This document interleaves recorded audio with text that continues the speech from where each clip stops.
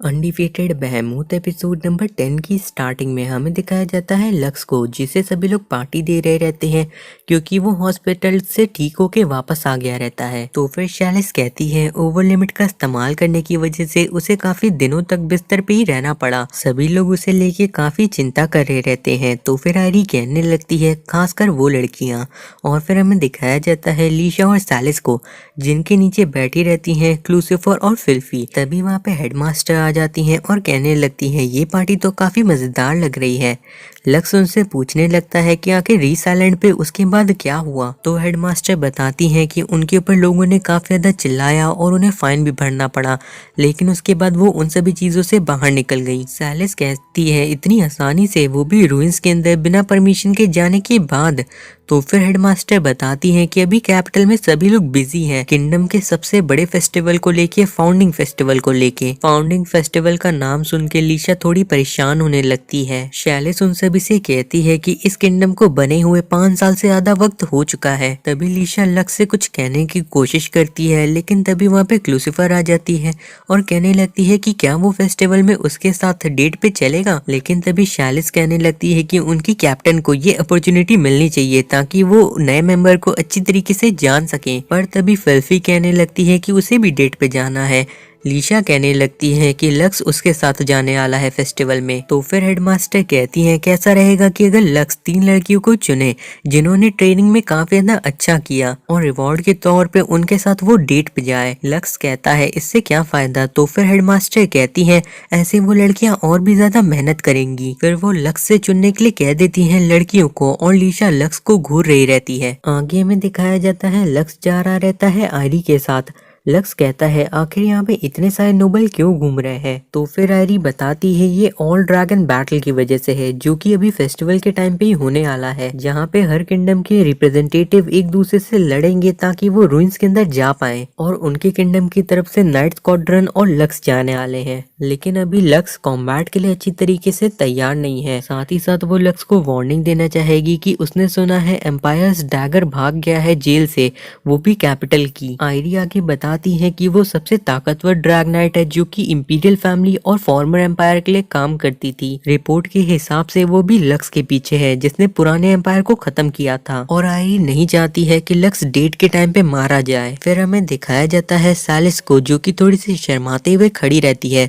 उसके सामने लक्स खड़ा रहता है जिसने एक सूट पहना रहता है। तो फिर तिल्फर बताती है कि उनकी स्क्वाड की कैप्टन इस तरीके से नहीं घूम सकती, इसीलिए लक्स को ऐसे कपड़े पहनने होंगे ताकि कोई भी उन्हें न पहचाने। जो भी उन्हें देखेगा उन्हें लगेगा कि लक्स उसका बटलर है। सैलिस इन सभी चीजों से काफी ज्यादा शर्मा रही रहती है।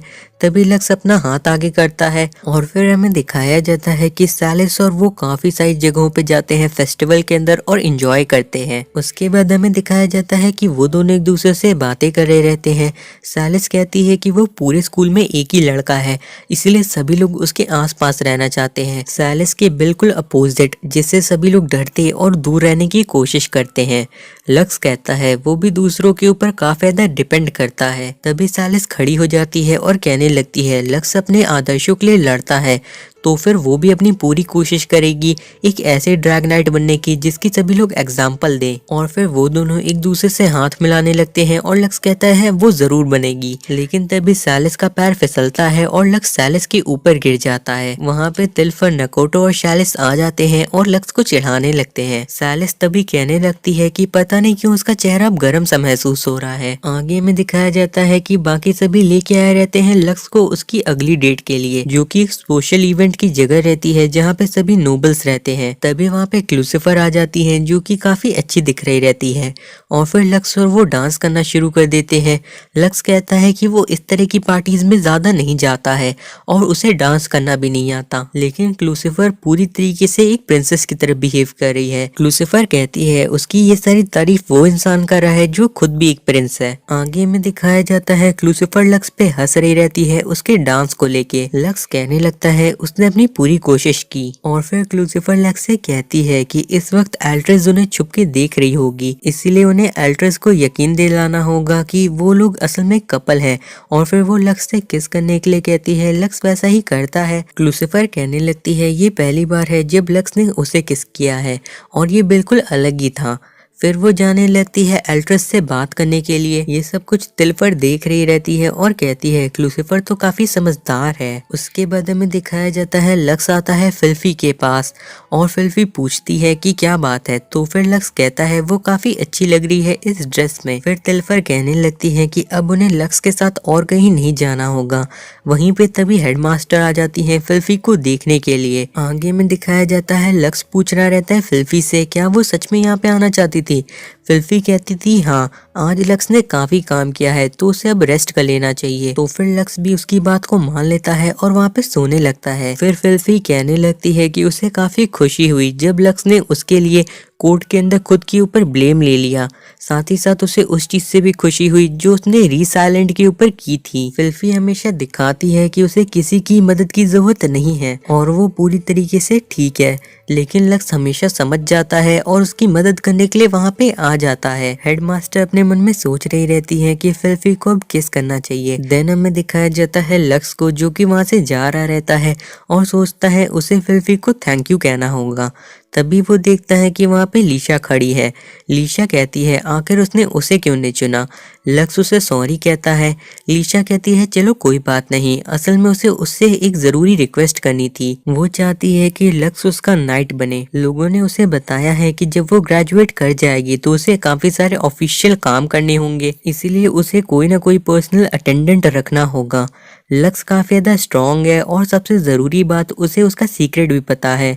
लक्स कहने लगता है वो पुराने एम्पायर का सर्वाइवर है, एक तरीके से वो एक क्रिमिनल है। लीशा कहती है उसे पता है कि लक्स क्या कह रहा है और उसकी वजह से लीशा को दिक्कतें सहनी पड़ेंगी, लेकिन वो तब भी चाहती है कि लक्स इस बारे में एक बार सोचे। असल में फेस्टिवल के आखिरी दिन लीशा एक स्पीच देने वाली है लोगों को और वो तभी लक्स को अपने पर्सनल अटेंडेंट के तौर पे इंट्रोड्यूस कराना चाहेगी। तो लक्स को उससे पहले ही उसे जवाब देना होगा। ये कह के लीशा यहाँ से चली जाती है और लक्स सोच रहा रहता है कि आखिर उसे क्या करना चाहिए। अंधेरे में खड़ा होकर कोई लक्स को देख रहा रहता है। आगे में दिखाया जाता है लक्स और आयरी बात कर रहे रहते हैं। लक्स कहता है कि उसे तैयार होना होगा ऑल ड्रैगन बैटल के लिए। आयरी कहने लगती है कि वो अभी भी पैसों के लिए काम कर रहा है, वो खुद के ऊपर कुछ ज्यादा ही जोर डाल रहा है। सिर्फ 12 मिनट, वो सिर्फ इतनी ही देर तक बहामूत को चला पाएगा और अगर वो वाइवर्न का इस्तेमाल करेगा तो शायद थोड़ा सा ज्यादा। अगर वो सच बोले तो यही अच्छा होगा कि लक्स टूर्नामेंट से अपना नाम वापस ले ले, क्योंकि लक्स के पास काफी सारी चीजें हैं जिनके बारे में उसे चिंता करनी चाहिए। लक्स कहता है हाँ, हाइस और फ्यूजल के बारे में, साथ ही साथ वो एम्पायर्स डैगर। तभी वहाँ पे एक इंसान आ जाता है और कहता है आखिरकार हम लोग मिल ही गए, प्रिंस लक्स एकेडिया। और फिर आयरी कहने लगती है क्या वो सच में एम्पायर्स डैगर है, और अगर वो है तो लक्स उससे नहीं लड़ पाएगा। तभी वो लड़की कहने लगती है कि वो अपने मास्टर से मिलना चाहती थी। ये सुन के लक्स और आयरी थोड़े से हैरान होते हैं। फिर वो लड़की अपना नाम योरुका बताती है और फिर वो कहने लगती है वो ड्रैग नाइट है जो कि इंपीरियल फैमिली के लिए काम करती थी। लक्स कहने लगता है क्या वो यहाँ पे उसे मारने के लिए आई है। तो वो लड़की उसके पास आते हुए कहती है अगर वो सच बताए तो वो उसकी सारी इच्छाओं को पूरा करने आई है। वो उसकी एक सर्वेंट है और साथ ही साथ वो उससे 1 साल छोटी है। आयरी ये सब कुछ देख रही रहती है। उसके बाद योरुका उससे पूछने लगती है कि आखिर उसके ऑर्डर्स क्या हैं। वो उससे कुछ भी करा सकता है, जैसे असैसिनेशन या फिर वो जो भी चाहे। तभी आयरी लक्स से कहने लगती है कि उसे ध्यान देना चाहिए। लक्स कहता है ठीक है, वो कुछ भी नहीं सोच रहा था। लक्स फिर योरुका से जाता है क्या वो थोड़ी देर वेट कर सकती है। तो फिर योरुका कहती है कि अगर ये उसके ऑर्डर है तो फिर वो इसे मान लेगी, और ये कह के वो वहां से चली जाती है। आयरी लक्स से कहने लगती है कि उसे अपने गार्ड को डाउन नहीं करना चाहिए।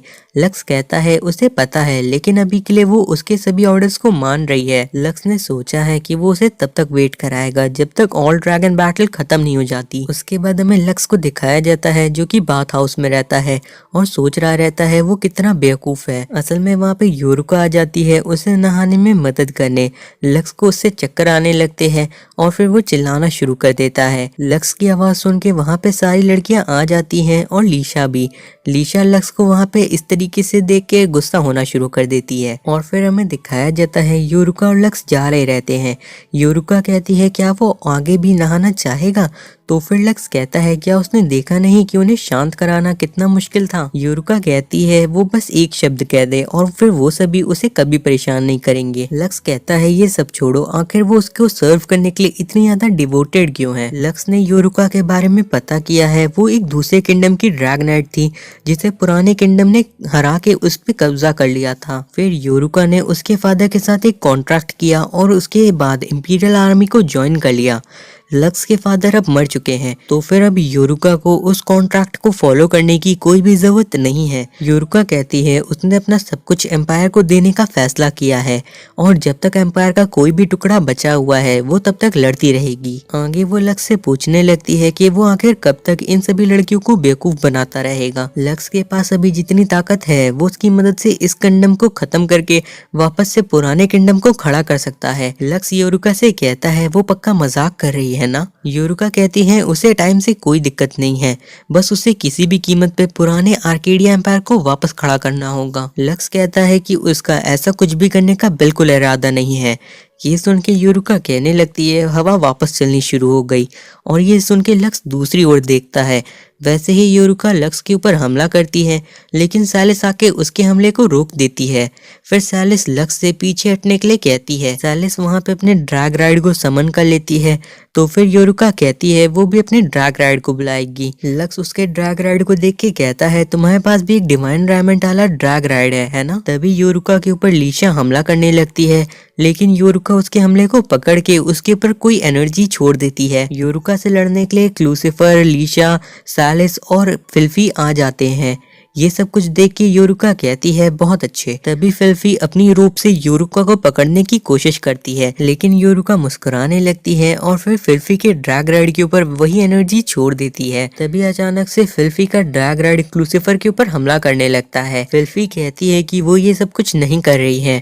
तभी अचानक से लीशा का भी ड्रैग राइड हमला करने लगता है सैलिस के ड्रैग राइड के ऊपर। लीशा कहती है ये सब कुछ अपने आप हो रहा है, तो फिर लूसीफर कहती है लगता है यूरुका का ड्रैग राइड कंट्रोल कर सकता है दूसरों के ड्रैग राइड को। फिर यूरुका लक्स से कहने लगती है कि वो उससे दोबारा बात करना चाहेगी और अपनी लॉयल्टी को साबित करने के लिए वो उसे एक बहुत ही ज्यादा खास सीक्रेट बताना चाहेगी, एक ऐसे प्रोजेक्ट के बारे में जिससे इस किंगडम की किस्मत का फैसला होगा और वो आगे चल के लक्स से मिलने का इंतजार करेगी। इतना कहने के साथ ही वहां से यूरुका गायब हो जाती है।